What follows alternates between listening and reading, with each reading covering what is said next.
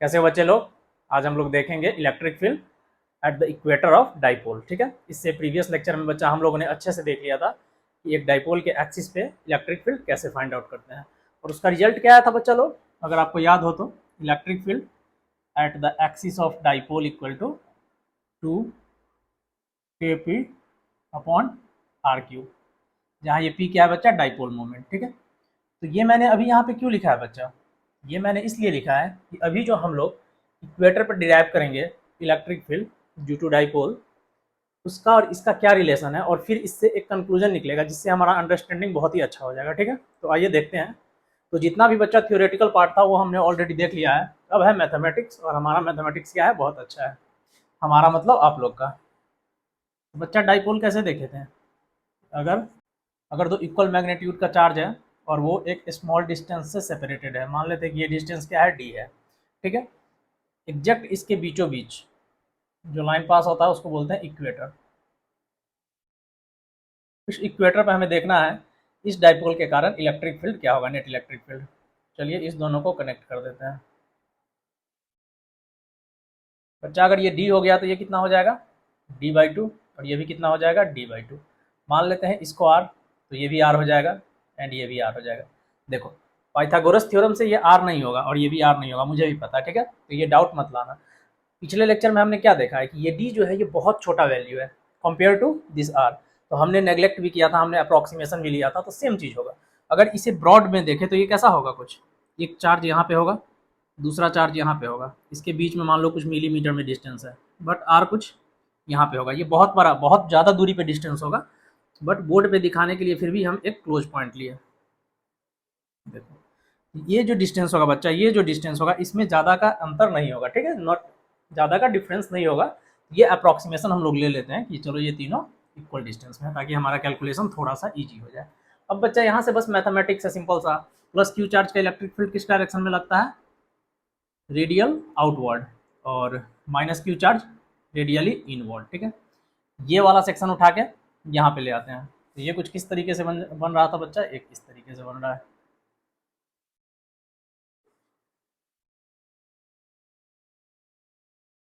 ये देखो ये कुछ भी नहीं है, ये किसके कारण हो गया, ई प्लस क्यू के कारण, और ये हो गया ई माइनस क्यू के कारण, क्योंकि इस दोनों का मैग्नीट्यूड बच्चा इक्वल होगा। क्यों, क्योंकि ये दोनों मैग्नीट्यूड वाइज इक्वल है, देन इसका इलेक्ट्रिक फील्ड हो जाएगा q q by r square. तो हम लोग बोल सकते हैं कि मॉडुलस के अंदर E minus charge equal to E plus charge, same ही हो जाएगा इसका इलेक्ट्रिक फील्ड, और वो क्या हो जाएगा, के क्यू बाई आर स्क्वायर।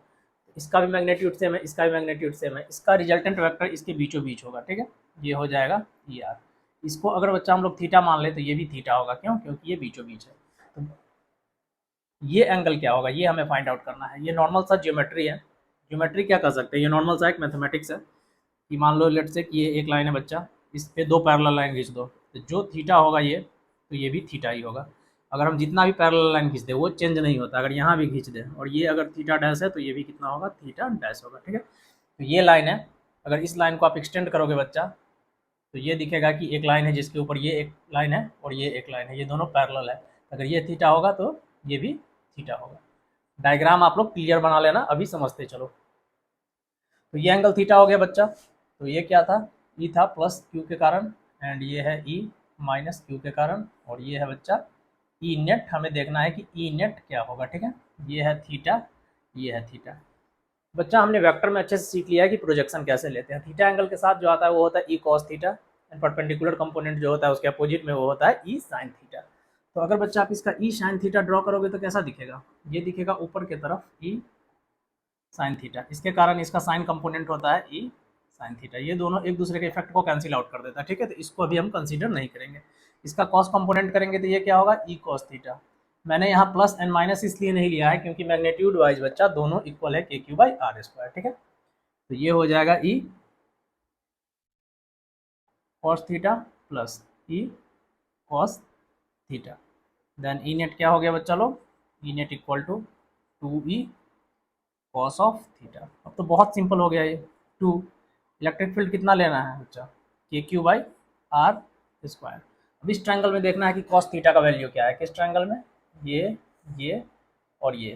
तो ये वैल्यू कितना है, d/2, ये वैल्यू कितना है r, और ये भी वैल्यू कितना है r। कॉस थीटा क्या होता है, बेस अपॉन हाइपोटेनस, मतलब dy2/r। तो पुट कर दीजिए dy2/r। तो यहाँ से हो जाएगा बच्चा, ये 2 से 2 कैंसिल हो जाएगा, then k q d/r3। This is your net electric field on the equator of dipole. But इसमें स्पेशल क्या है बच्चा, तो कुछ चीज़ को अब हमें ध्यान से देखना है और कंपेयर करना है, तो ध्यान दीजिए बच्चा। यहाँ देखो q इंटू डी क्या होता है, dipole moment, k into p से रिप्रेजेंट करते हैं डाइपोल मोमेंट को, तो k into p upon are cube. But यहाँ पे एक और प्रॉब्लम है, देखो बच्चा, डाइपोल का जो डायरेक्शन होता है वो कहाँ होता है, वो माइनस से प्लस की तरफ होता है, मतलब इस डायरेक्शन में होगा। बट नेट इलेक्ट्रिक फील्ड आप किस डायरेक्शन में देख रहे हो, इसके अपोजिट डायरेक्शन में। और यहाँ पे क्या है, डाइपोल है, मतलब अगर हमें डाइपोल इस डायरेक्शन में दिखाना है तो निगेटिव साइन लगाना होगा। क्यों, क्योंकि ये वेक्टर क्या है, अपोजिट डायरेक्शन में चला गया है। Then E net equal to minus K P vector upon are cube. ये क्या है बच्चा, एग्जैक्ट डिफिनेशन है, मतलब एग्जैक्ट फॉर्मुलेशन जो हम लोगों ने किया वो इस डायरेक्शन में किया है। ये निगेटिव साइन जो है उसका एक ही रीजन है कि ई नेट यहाँ पे हम लोगों ने राइट हैंड साइड में दिखाया है, बट डाइपोल का मोमेंट का जो डायरेक्शन होता है वो ऑलवेज निगेटिव से पॉजिटिव साइड में होता है। ये दोनों अपोजिट हो गया, इसीलिए यहाँ पे माइनस साइन आ गया। बट यहाँ पे इंपॉर्टेंट क्या है बच्चा, यहाँ पे इंपॉर्टेंट है कंपेरिजन।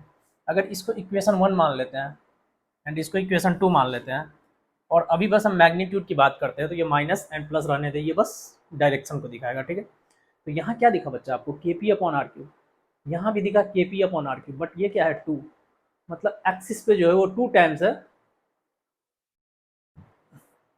इक्वेटर के फील्ड के। इसका मतलब क्या हुआ, इसका मतलब ये हुआ कि एक्सिस पे जो है डबल है, मतलब एक्सिस पे जो है मैक्सिमम फील्ड हो रहा है, इक्वेटर पर जो है वो मिनिमम फील्ड हो रहा है। अब हम इस सब को रब करते हैं, आप अच्छे से नोट कर लीजिए और फिर कंपेयर करके अच्छे से डायग्राम बना के हम लोग देखेंगे, ठीक है। ई एक्सिस पे क्या होता है बच्चा, 2 k p upon are cube, magnitude का बात कर रहे हैं, ठीक है। उसी तरह अगर ई इक्वेटर पे देखें तो क्या हो जाएगा,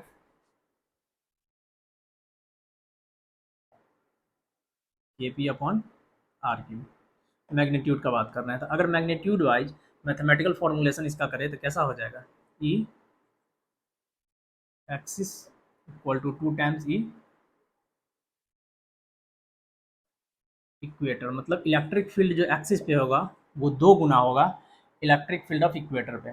यहाँ पे 2 है, यहाँ पे के पी अपॉन आर क्यू है। ई इक्वेटर कितना बच्चा, के पी अपॉन आर क्यू। तो ये के पी अपॉन आर क्यू उठा के अगर हम यहाँ प्लेस कर दें तो ई एक्सिस कितना हो जाएगा, 2 टाइम्स ई इक्वेटर। इसका मतलब है आखिर ऐसा क्या हो रहा है जो एक ही डाइपोल के कारण इक्वेटर पे मिनिमम फील्ड हो गया एंड एक्सिस पे मैक्सिमम फील्ड हो गया। तो ये हमें समझ में आएगा डाइपोल के डायग्राम से, ठीक है। तो यहाँ पे एक अच्छा सा डायग्राम बनाते हैं, ये प्लस है,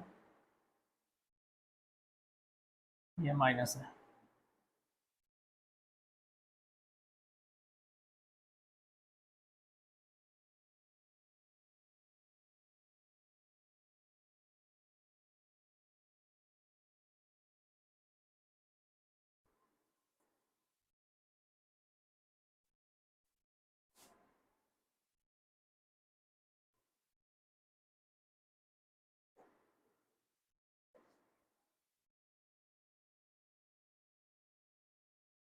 यहाँ से क्या होगा बच्चा, आउटवर्ड आएगा, प्लस चार्ज है तो ये डायरेक्शन बना लीजिए, और ये सिंक हो जाता है निगेटिव चार्ज की तरफ, तो यहाँ पे ये सिंक का डायरेक्शन है, ठीक है। डाइपोल मोमेंट का डायरेक्शन क्या होता है बच्चा, निगेटिव से पॉजिटिव की तरफ। तो देखो एक्सिस ये है, ठीक है, एक्सिस ये है। यहाँ पे हमने क्या देखा है, ई एक्सिस पे ई मैक्सिमम फील्ड है, इक्वेटर क्या है, इसके बीचों बीच का ये लाइन।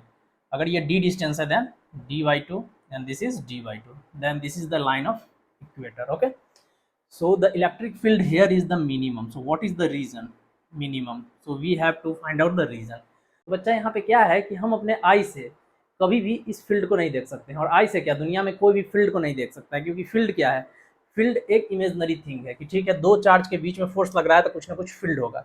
बट जब हम इस फील्ड को इस तरीके से डेवलप करते हैं, डायग्राम में बनाते हैं, तो क्या देखा हमने, यहाँ देखो इस दोनों के बीच में बच्चा ये मैक्सिमम डिस्टेंस होता है 2 फील्ड के बीच में, और यहाँ एक्सिस पे जहाँ से ये निकल रहा है ये जो होता है बच्चा ये मिनिमम डिस्टेंस होता है। तो जितना ज़्यादा डेंसिटी फील्ड का होगा उतना ज़्यादा वो फील्ड इंटेंसिटी ज़्यादा होगा, फोर्स ज़्यादा होगा। तो एक्सिस पे जहाँ से ये थ्रोन आउट हो रहा है, जहाँ से ये निकल रहा है फील्ड, वहाँ पे जो ये डिस्टेंस है ये कम है, और ये जैसे जैसे दूरी जा रहा है वो बढ़ते जा रहा है। और मैक्सिमम कहाँ होगा बच्चा, अगर इस फील्ड को इससे कनेक्ट करें, इन्फिनिटी पे भी जाके कुछ फील्ड कनेक्ट हो रहा होगा, तो देखो यहाँ पे इतना डिस्टेंस है, यहाँ ये डिस्टेंस है, यहाँ और बढ़ गया, और वो बढ़ता जाएगा। तो क्या होता है, इसीलिए इक्वेटर पे क्या होता है कि मैक्सिमम डिस्टेंस होता है दो फील्ड के बीच में, और इसीलिए मैथमेटिकली हमने प्रूव कर लिया कि वहाँ पे मिनिमम फील्ड होता है, जो हमने मैथमेटिकली भी देख लिया। और अगर आपको ग्राफ मेथड से देखना है, फील्ड को देखना है, तो ऐसे भी हमें समझ में आता है। तो यही रीज़न है कि एक्सिस पे क्या है, मैक्सिमम फील्ड है, एंड इक्वेटर पे क्या है, मिनिमम फील्ड है। तो this is all about the electric field on the equator of a dipole. अब नेक्स्ट टॉपिक है बच्चा कि इसी डाइपोल को उठा के हम किसी यूनिफॉर्म फील्ड के अंदर रखते हैं तो फिर उस पर क्या इफेक्ट होगा। ये बहुत सिंपल टॉपिक है, 5 से 10 मिनट का है, तो इसी लेक्चर में इसको इंक्लूड कर देते हैं, ठीक है। ये है बच्चा लोग यूनिफॉर्म इलेक्ट्रिक फील्ड।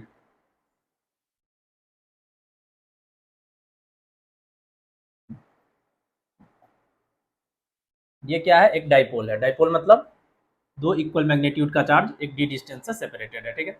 बच्चा जब भी इसको यूनिफॉर्म इलेक्ट्रिक फील्ड के अंदर रखेंगे, देन पॉजिटिव चार्ज पे जो फोर्स लगेगा वो इस डायरेक्शन में लगता है, एंड निगेटिव चार्ज पे जो फोर्स लगता है वो इलेक्ट्रिक फील्ड के अपोजिट डायरेक्शन में लगता है। अगर ये प्लस पे है एंड ये माइनस पे है, तो जब इस दोनों का बच्चा आप एडिशन करोगे, F plus and F minus equal to zero होगा। मतलब इस फोर्स के कारण कुछ ना कुछ इस पे दिखता है, जिसको हम लोग बोलते हैं टॉर्क। एक नया क्वांटिटी यहाँ पे इंट्रोड्यूस हो जाता है।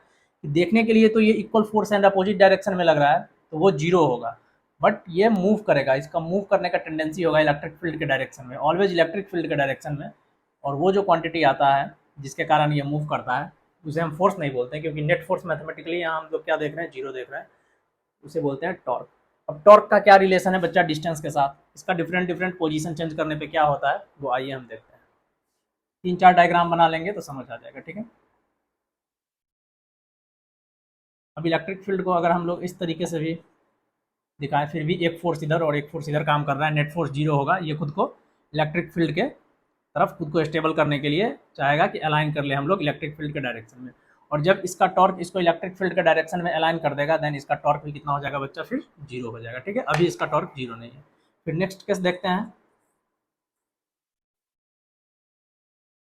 अब ये कुछ इस तरीके से आ गया, पूरा इंक्लाइंड हो गया, बस थोड़ा सा बचा हुआ है। फिर भी इस पे बच्चा एक फोर्स ऐसे और एक फोर्स ऐसे काम करेगा, नेट फोर्स जीरो होगा बट टॉर्क काम करेगा, और ये चाहेगा मैं इलेक्ट्रिक फील्ड के डायरेक्शन में खुद को अलाइन कर लूँ।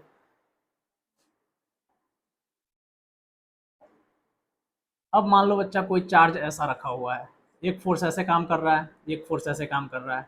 अब क्या है, अब ये इलेक्ट्रिक फील्ड के डायरेक्शन में ऑलरेडी अलाइंड है, तो नेट फोर्स तो बच्चा अभी भी जीरो होगा। अब यहाँ पे टॉर्क भी जीरो हो जाएगा, क्यों, क्योंकि इसने खुद को इलेक्ट्रिक फील्ड के डायरेक्शन में अलाइंड कर लिया है, इसका नेट फोर्स जीरो हो गया।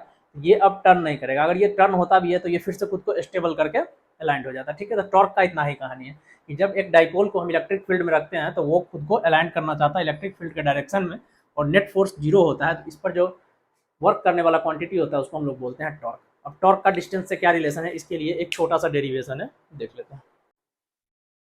देखो बच्चा लोग फिर से एक बना रहा है यूनिफॉर्म इलेक्ट्रिक फील्ड। मान लेते हैं कि एक चार्ज यहाँ है, एक चार्ज यहाँ है, ये क्या फॉर्म कर रहा है बच्चा, डाइपोल फॉर्म कर रहा है। अगर हमें परपेंडिकुलर डिस्टेंस निकालना हो इस दोनों चार्ज के बीच में, क्या करेंगे, दो पैरेलल लाइन ड्रॉ करेंगे और उसके बीच में एक straight line perpendicular to this line draw कर लेंगे। ये क्या डिस्टेंस है बच्चा, डी। ये क्या है, इसका कुछ भी हम लोग लेंथ कंसीडर कर लेंगे। इस एंगल को मान लेते हैं कि ये एंगल है थीटा। ये है इलेक्ट्रिक फील्ड। क्या देखना है कि इस पे जो टॉर्क काम कर रहा है वो कितना होगा, तो टॉर्क काम कर रहा है वो होगा जो फोर्स लग रहा है इनटू जो परपेंडिकुलर डिस्टेंस है, ठीक है, perpendicular distance between dipole, distance between dipole. मान लेते हैं कि ये एल है, ठीक है। देन टॉर्क इक्वल टू क्या हो गया बच्चा, एफ इंटू एल। फिर से हमें क्या करना है, इस ट्रायंगल का कंपोनेंट लेना है, इसीलिए क्लास 11th का जो वेक्टर है वो बहुत ज़्यादा इंपॉर्टेंट है। एसवीएम क्लासेस के अंदर अभी हम लोग वेक्टर ही पढ़ रहे हैं, क्लास 11th का 2-3 तो लेक्चर ऑलरेडी हो चुका है। तो ये मान लेते हैं कि बच्चा हो गया डी, सॉरी ये कोई लेंथ है, ये एल मान लिए एंड इसको मान लिए डी, ये डी होता ही है। देन यहाँ पे इसका कंपोनेंट कितना होगा, इसका अगर ये कंपोनेंट देखें तो ये हो जाता है बच्चा डी साइन थीटा, एंड अगर ये कंपोनेंट देखें हॉरिजॉन्टल कंपोनेंट तो ये हो जाता है डी कॉस थीटा। ठीक है, तो यहाँ पे हमें क्या लेना है, ये वाला कंपोनेंट लेना है। इसको अगर पैरेलल शिफ्ट यहाँ करेंगे देन एल इक्वल टू हो जाएगा डी साइन थीटा, उसको यहाँ पुट कर दें, देन टॉर्क इक्वल टू हो गया F into D sine theta.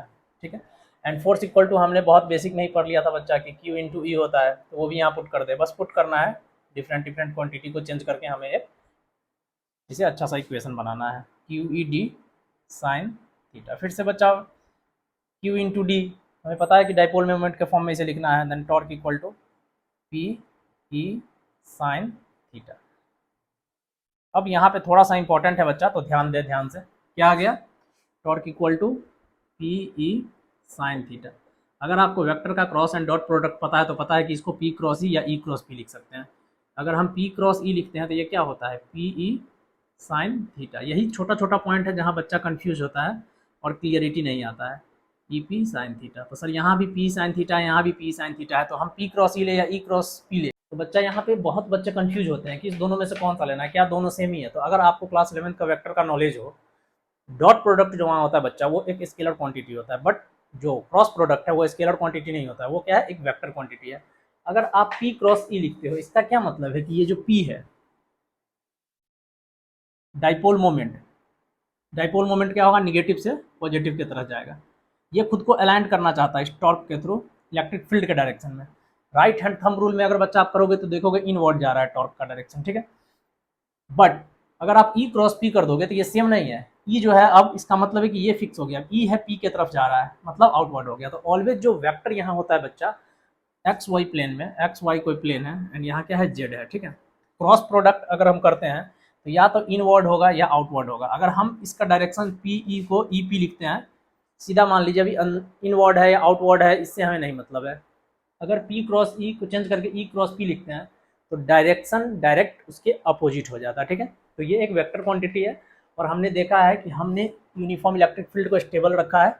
हम इस डाइपोल के मोमेंट को स्टडी कर रहे हैं, इसका मतलब क्या है, ये पी ई के तरफ जा रहा है, इसीलिए ये हम लोग कंसीडर नहीं करेंगे। हम लोग क्या कंसीडर करना है, पी क्रॉस ई।